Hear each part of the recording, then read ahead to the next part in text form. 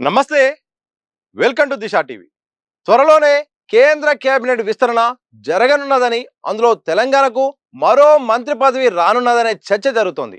BC సామాజిక వర్గానికి చెందిన ఎంపీకి ఆ పదవి దక్కే ఛాన్స్ ఉన్నట్టు టాక్ నడుస్తోంది. రాష్ట్రం నుంచి బీజేపీ తరపున 8 మంది ఎంపీలుగా ఎన్నికయ్యారు. అందులో బీసీ వర్గానికి చెందిన నేతలు ఎక్కువగా ఉండడంతో అందులో ఒకరికి మంత్రి పదవి కట్టబెట్టాలని ఆలోచిస్తున్నట్టు తెలిసింది. ఈసారి రాష్ట్రం నుంచి ప్రాతినిధ్యం వహిస్తున్న కేంద్ర మంత్రులను యథావిధిగా కొనసాగించాలని మోడీ షా ద్వయం భావిస్తున్నట్టు సమాచారం. ఇక వచ్చే అసెంబ్లీ ఎన్నికల్లో తెలంగాణలో అధికారం చేజిక్కించుకోవాలని బీజేపీ కేంద్ర నాయకత్వం టార్గెట్ పెట్టుకున్నది. అందుకోసం రాష్ట్రంలో బీసీలు ఎక్కువగా ఉండడంతో ఆ వర్గానికి చెందిన నేతలకు కేబినెట్ లో ప్రియారిటీ ఇచ్చి బీసీ ఓటర్లకు దగ్గరయ్యేందుకు ప్లాన్ చేసినట్టు తెలిసింది. ప్రస్తుతం కేంద్ర కేబినెట్ లో రెడ్డి సామాజిక వర్గం నుండి కిషన్ రెడ్డి, బీసీ సామాజిక వర్గం నుండి బండి సంజయ్ కొనసాగుతున్నారు. మరోవైపు మంత్రి పదవి రేసులో బీసీ ఎంపీలు ఈటెల రాజేందర్, ధర్మపురి అరవింద్ ఉన్నారు. వీరిద్దరిలో ఎవరిని కేబినెట్లకు తీసుకోవాలనే అంశంపై కేంద్ర నాయకత్వం పలు కోణాల్లో ఆరా తీస్తున్నట్టు తెలిసింది. బీసీ జనాభాలో ముజరాత్ కులస్తులు అధిక సంఖ్యలో ఉన్నందున ఆ సామాజిక వర్గానికి ప్రియారిటీ ఇవ్వాలని కమలం నేతలు భావిస్తే ఈటెల రాజేందర్కు పదవి దక్కే అవకాశం ఉంది. మరోవైపు బీసీ సామాజిక వర్గం నుండి అరవింద్ సైతం మంత్రి పదవి కోసం తీవ్రంగా ప్రయత్నిస్తున్నట్టు సమాచారం. ఎంపీ అరవింద్ మున్నూరు కాపు సామాజిక వర్గం, కానీ అదే సామాజిక వర్గానికి చెందిన బండి సంజయ్ ఇప్పటికే కేంద్ర మంత్రిగా కొనసాగుతున్నారు. దీంతో ఆయనకా లేక అరవింద్ కు ఛాన్స్ ఉంటుందా లేదా అనే చర్చ జరుగుతున్నది. మరోవైపు అదే సామాజిక వర్గానికి చెందిన కె లక్ష్మణ్ సైతం మంత్రి పదవిపై ఆశలు పెట్టుకున్నట్టు టాక్ వినిపిస్తోంది. ఇక కేంద్ర మంత్రివర్గ విస్తరణలో రాష్ట్రం నుండి ప్రాతినిధ్యం వహిస్తున్న కేంద్ర మంత్రులను అలాగే కొనసాగిస్తారని సమాచారం. ప్రస్తుత పరిస్థితుల్లో ఎవరిని పక్కన పెట్టినా తప్పుడు సంకేతాలు వెళ్లే ప్రమాదం ఉందని అధిష్టానం భావిస్తున్నట్టు తెలిసింది. ప్రస్తుతం కిషన్ రెడ్డి కేంద్ర కేబినెట్ హోదాలో బొగ్గు గనుల శాఖలను పర్యవేక్షిస్తుండగా బండి సంజయ్ స్టేట్ మినిస్టర్ హోదాలో హోంశాఖ బాధ్యతలను చూస్తున్నారు. ఈ ఇద్దరి హోదాను అలాగే కొనసాగిస్తూ శాఖలను మార్చే అవకాశం ఉందని తెలిసింది. కొత్తగా కేబినెట్ లోకి తీసుకునే మంత్రికి స్టేట్ మినిస్టర్ హోదాతో కీలకమైన శాఖ ఇచ్చే అవకాశం ఉన్నట్టు ప్రచారం జరుగుతున్నది.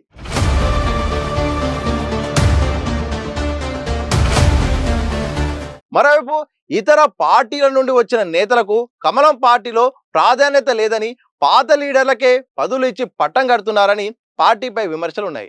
దీంతో కేంద్ర మంత్రివర్గంలోకి ఇతర పార్టీ నుండి వచ్చిన ఈటెల రాజేందర్ ను తీసుకునే అవకాశాలు బలంగా ఉన్నట్టు సమాచారం. మహబూబ్నగర్ ఎంపీ డికే అరుణ సైతం కేంద్ర మంత్రి పదవిపై ఆశలు పెట్టుకున్నారు. కానీ సామాజిక కూర్పులో భాగంగా ఆమెకు మంత్రి పదవి ఇవ్వడం సాధ్యం కాదని టాక్ వినిపిస్తోంది.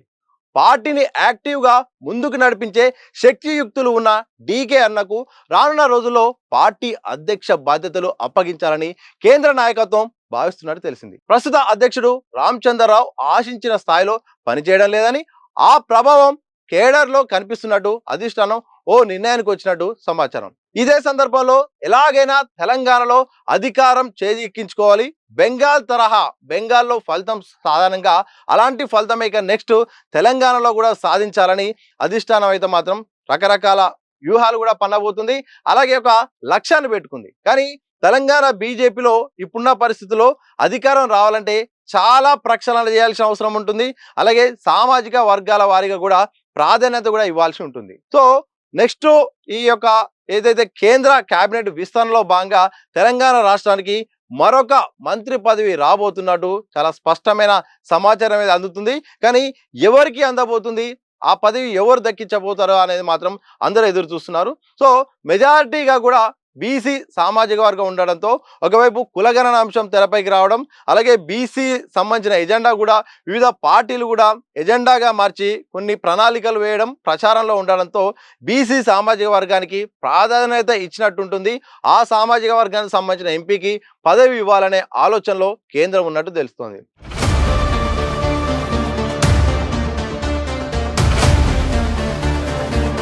రెడ్డి సామాజిక వర్గం నుండి కిషన్ రెడ్డి ఉండగా బీసీ సామాజిక వర్గం నుండి కూడా బండి సంజయ్ ప్రస్తుతం కొనసాగుతున్నారు. ఇక రాష్ట్రంలో కనుక చూస్తే మాత్రం ఉన్న ఎంపీలో అందరూ కూడా చాలా బలమైన వ్యక్తులే, ప్రజాదరణ ఉన్న వ్యక్తులే. ఒకవైపు మెదక్ ఎంపీ రఘునందన్ రావు అయితేంది వాక్తాటి గల నేత.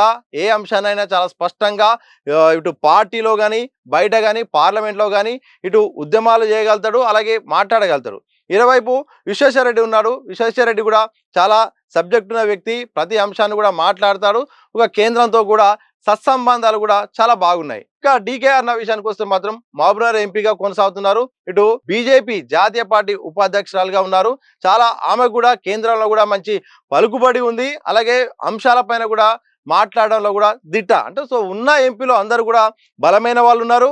కేంద్ర మంత్రి పదవులకు అందరూ కూడా దాదాపు అందరూ కూడా ఎలిజిబిలిటీలో ఉన్నారు. కానీ కేంద్ర అధిష్టానము ఏ రకంగా ఆలోచిస్తుందనేదే ఇప్పుడు తెలియాల్సిన అంశం. ప్రధానంగా ఇప్పుడు బీసీ అంశం, బీసీ ఒక వ్యక్తికి ఇస్తే బాగుంటుందనే చర్చ వచ్చిన సందర్భంలో ఇటు అరవింద్ ఉన్నాడు, ఇట్ ది సేమ్ టైం ఇటు ఈ యొక్క ఎంపీలో భాగంగా ఇటు ఈటెల రాజేందర్ కూడా ఉన్నాడు. మరోవైపు రాజ్యసభ నుండి అక్కడ లక్ష్మణ్ కూడా ఉన్నారు. లక్ష్మణ్ చాలా సీనియర్ నేత, బీజేపీకి కూడా చాలా సంవత్సరాలు సేవలు అందించారు. మరి ఆయనకు వరిస్తుందా, అరవింద్కి వరిస్తుందా అనేదే ఇక్కడ ఒక సస్పెన్స్ ఉంటే, మరోవైపు బయట నుండి వచ్చిన వారికి బీజేపీలో ప్రాధాన్యత లేదు. ఇటు ప్రస్తుతం ఉన్న కేంద్ర మంత్రుల్లో కూడా బండి సంజయ్ అయితేంది, అలాగే కిషన్ రెడ్డి కూడా పార్టీలో ఉన్న వ్యక్తులకే ఇచ్చారు తప్ప బయట నుండి వచ్చి ఇక్కడ గెలిచిన వారికి ప్రాధాన్యత లేదని ఒక విమర్శ, ఒక ఆరోపణ, ఒక బాధ కూడా ఉన్నది చాలా వరకు అయితే కనిపిస్తూ ఉంది. దాన్ని అధిగమిస్తుందా లేదా అనేదే ఇక్కడ ప్రశ్న. ఎందుకంటే ఈటెల రాజేందర్ చాలా సుదీర్ఘ కాలం పాటు టీఆర్ఎస్ లో పనిచేశారు. పేరు మారిన తర్వాత బీఆర్ఎస్ లో పనిచేశారు. ఆ తర్వాత జరిగిన పరిణామాల్లో మాత్రం ఇక బీజేపీలోకి చేరారు. మొత్తానికి బీజేపీ నుండి అయితే మాత్రం మల్కాజ్గిరి ఎంపీగా కొనసాగుతున్నారు. మరి ఈటెల రాజేందర్కు కేంద్ర మంత్రి పదవి వరుస్తుందా లేదా అనేది కూడా ఒక క్వశ్చన్ గా ఉంది. సో రాజకీయ సమీకరణలు అలాగే సామాజిక సమీకరణ కనుక చూస్తే మాత్రం ఇక సామాజిక సమీకరణలో భాగంగా బండి సంజయ్ అయితే మాత్రం ఆయనే ఇప్పటికే మున్నూరు కాపు సమాజ వర్గానికి సంబంధించిన వ్యక్తి, అలాగే కేంద్ర మంత్రిగా కొనసాగుతున్నారు. సో ఇదే సందర్భంలో అరవింద్ కూడా ఆయన కేంద్ర మంత్రి పదవి ఆశిస్తున్నాడు. రెండోసారి కూడా ఎంపీగా గెలిచారు. బీజేపీ పార్టీలో చేరి కూడా చాలా స్పష్టంగా పనిచేస్తున్నారు. కానీ ఆయన సామాజిక వర్గం కూడా మున్నూరు కాపే కావడంతో ఇక్కడ సామాజిక కూర్పులో కొద్దిగా మార్పు చేర్పుల కారణంగా కొద్దిగా సమస్య కారణంగా ఈటెల రాజేందర్ ఒకవేళ బీసీ సామాజిక వర్గానికి ఇవ్వాల్సి వచ్చినా ఈటెల రాజేందర్కు కేంద్ర మంత్రి పదవి వచ్చే అవకాశం ఉన్నట్టయితే మాత్రం ప్రస్తుతం జరుగుతున్న చర్చ, జరుగుతున్న సమీకరణం బట్టి అయితే చూస్తే తెలుస్తోంది. మరి అది